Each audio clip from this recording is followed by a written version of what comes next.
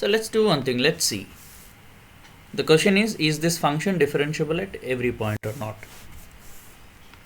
So let's see what is limit z delta z goes to 0, f of z plus delta z minus f of z by delta z. But you know one thing, this mod z square can be written as z into z conjugate, so you can use this facility. So, and if you use this definition, then it becomes easy. So f of z plus delta z can be written as z plus delta z, this into z plus delta z whole conjugate, minus f of z is nothing but z into z conjugate by delta z. So where you have limit z goes to 0, delta z.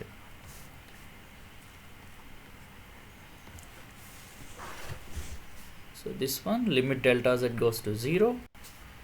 And you know, a plus b whole conjugate is same as a conjugate plus b conjugate. So using that, you can write this expression as z conjugate plus delta z conjugate, and you multiply with this expression. So once if you do that, you get z into z conjugate plus z into delta z conjugate plus the other expression is z conjugate into delta z minus z into z conjugate. So whole divided by delta z.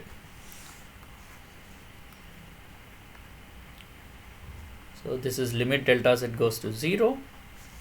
You can cancel this and this, and then you are left with this guy, delta z into z conjugate plus delta z conjugate into z, whole divided by delta z, but let me write it like this, divided by delta z here, divided by delta z here. Now you can simplify this further. So limit delta z goes to 0. So you have z conjugate plus z times delta z conjugate by delta z. Yeah. So now how about this limit? Does it exist or not?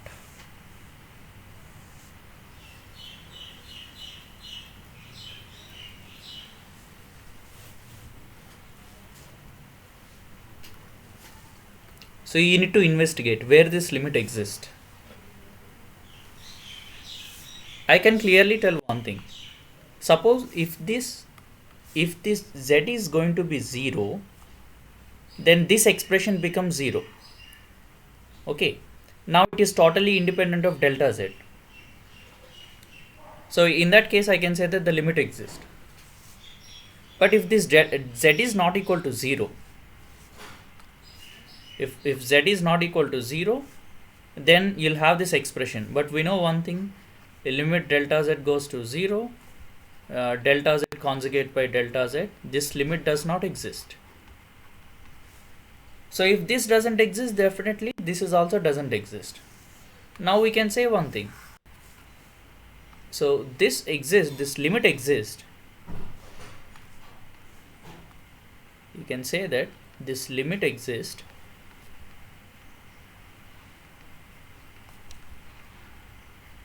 only when z equal to 0. It means the given function is going to be differentiable only at z equal to 0. And what is the limit at z equal to 0? And limit equal to, and limit is this expression becomes 0. Now you are left with z conjugate, but you are at 0, so z conjugate is going to be 0. So no need to talk about it. Okay. So now we can conclude one thing. This function f of z equal to mod z square, this is differentiable only at one point, that is at z equal to 0. And this limit does not exist at any other point. Therefore, this function is not differentiable at any other point. So now let us conclude one thing. So the conclusion is f of z equal to mod z square. This is differentiable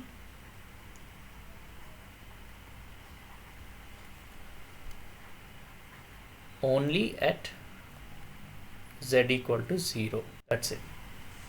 Okay. Now it is very interesting. We got a function which is differentiable only at one point and nowhere else it is differentiable. But when it comes to the continuity, this function is continuous everywhere. Okay. So that's why I told you these three functions are really special. Real part of z, imaginary part of z, and mod z. Real part of z, which is continuous everywhere, and imaginary part of z, similarly mod z, they are continuous everywhere. But when it comes to be differentiability, real part of z is not continuous, sorry, it's not differentiable anywhere. Similarly, the imaginary part of z. But when it comes to mod z, but remember one thing, I discussed about mod z square, I didn't discuss about mod z. I discussed that mod z square, which is differentiable only at one point. But how about mod z? Think about it. You take it as an exercise. Is mod z going to be differentiable at a point 0?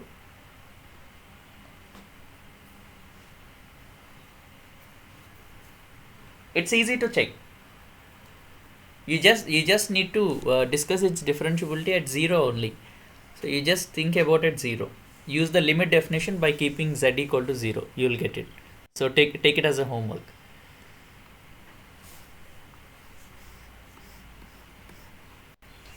Okay. Now the next question. What happens if I take f of z equal to z square? The same question. Is f differentiable at every point?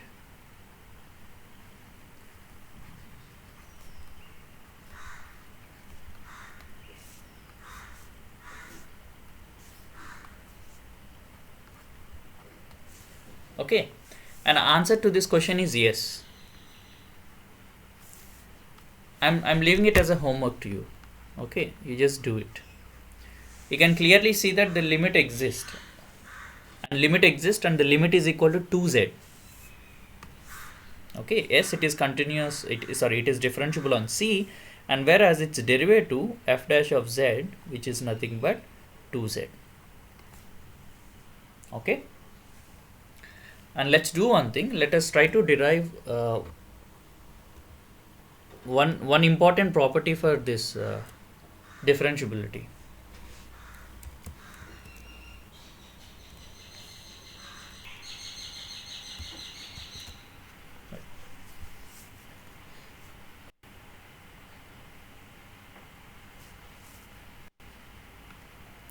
See here, if a function is differentiable at a point, then we are saying the limit exists, right? Let's do one thing. Let's assume f of z can be expressed this way, that is u as a function of xy plus I into v. This is a function of xy. Let's assume f can be expressed this way, right?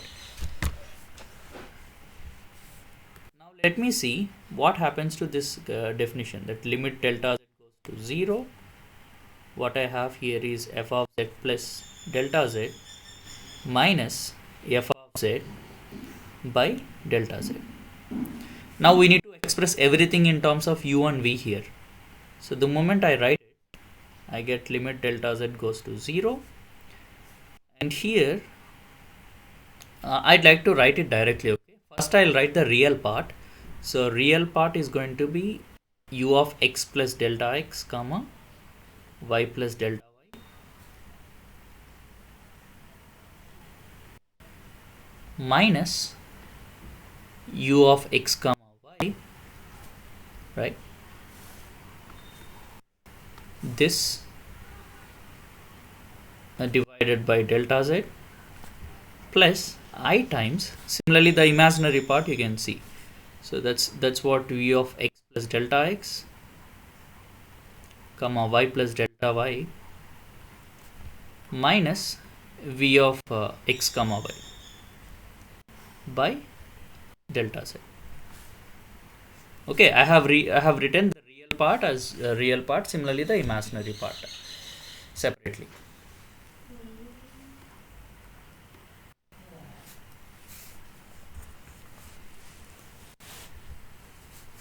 So we know that a function is differentiable when this limit exists, and if the limit exists, we know that it is same in all directions, right? So let me do one thing. Let me take a specific direction in which, let me see what is the limit. Okay,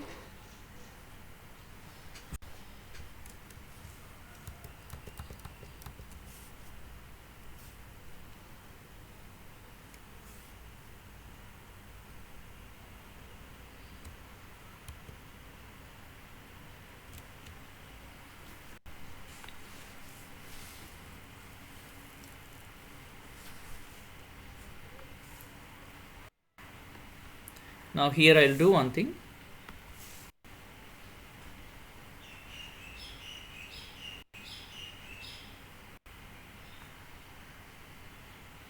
Now delta z is going to 0. So what happens if I take delta y equal to 0?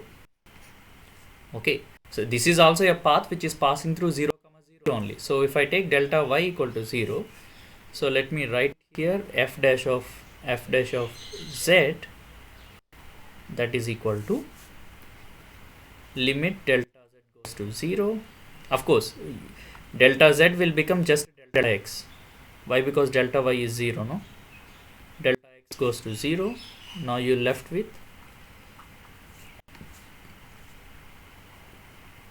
u of x plus delta x comma y minus u of x comma y by, in the denominator I have only delta x. Why? Because I assume delta y to be 0,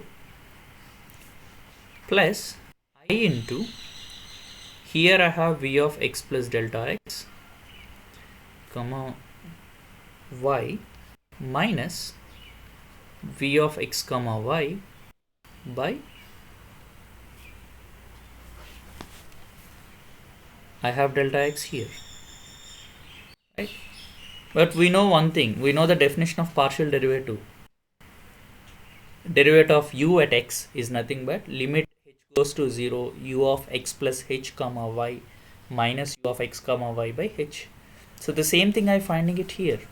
So therefore the first expression is nothing but derivative of u with respect to x plus I into the next expression is derivative of v with respect to x. So this is what f dash of z when you take delta y equal to 0. And let's do one thing. This time let us take delta x equal to 0. So in that case, what is f dash of z? So the same thing you have to do, limit delta y goes to 0, but you have to be careful. This is u of x comma y plus delta y minus u of x comma y by, I'll have I delta y. Okay, why? Because delta x is 0. So plus I times, same thing here, x comma y plus delta y minus v of x comma y by I delta y. So therefore f dash of z, that's going to be, now 1 by I can be written as minus I. So minus I times, this is the derivative of u with respect to y, plus I can be cancelled, and this is the derivative of v with respect to y. Okay, and this expression represents f dash of z. This expression also represents f dash of z. Then both of them must be equal. Why? Because if the limit exists, it must be same in all directions. So therefore the conclusion is this ux plus ivx must be equal to minus I times uy plus vy. Now if these two expressions are equal, you can compare the real parts and imaginary parts, and they must be equal. So what is the real part of this expression? Which is ux, whereas the real part here is vy.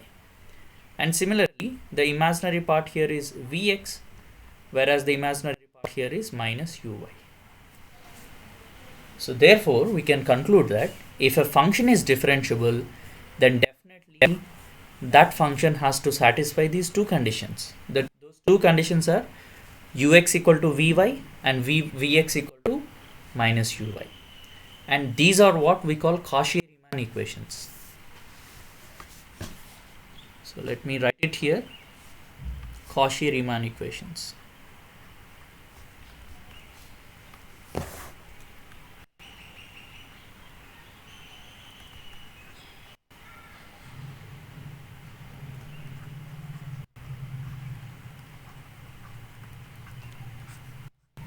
So those are nothing but ux equal to vy, whereas uy equal to minus vx. Or in other words, you can write it like this: dou u by dou x, which is equal to dou u by dou y, dou v by dou y, and the other one is dou u by dou y, which is nothing but minus dou v by dou x. So therefore, this is the conclusion. If f is differentiable, if f of z equal to u plus iv is differentiable,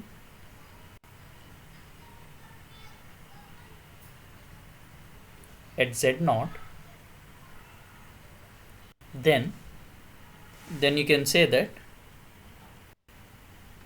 f of z satisfies Cauchy-Riemann equations. We simply call them as CR equations. CR equations at z naught. Okay. So if a function is differentiable, then definitely they have to satisfy Cauchy-Riemann equation. Suppose if they fail to satisfy Cauchy-Riemann equations, we can directly conclude that the function cannot be differentiable. Okay, why? Because we proved it is differentiable implies they have to satisfy Cauchy-Riemann equations. We can look at immediate example of this. Suppose if I take f of z equal to real part of z, we already proved this function is nowhere differentiable. But let us try to verify using Cauchy-Riemann equations. So let me write this function. This one can be written as f of z equal to real part of z. So that is f of x plus iy, that is equal to x.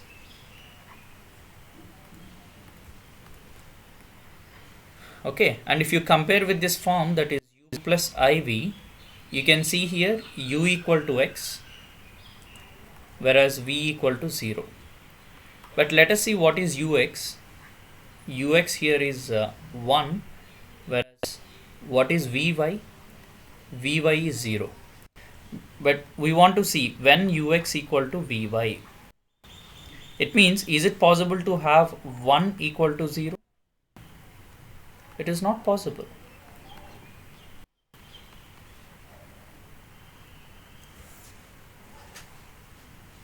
One equal to 0 is not possible.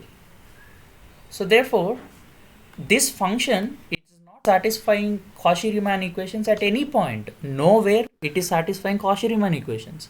So if it failed to satisfy Cauchy-Riemann equations, I can conclude the function is not differentiable.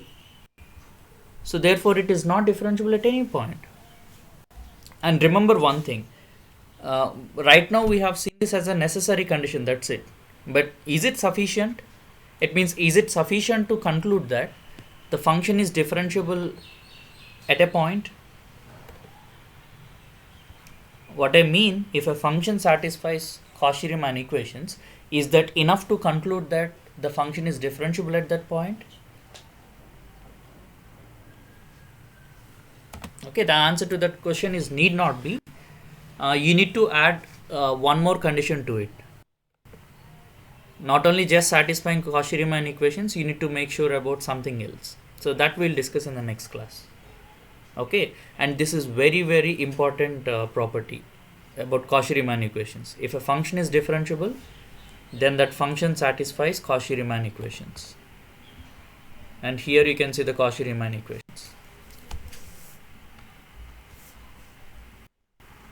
Okay, if someone wants to ask a question on complex analysis, definitely if it is in terms of function, they'll definitely ask about CR equations first. Okay, so that much important it is, right? And any questions or doubts?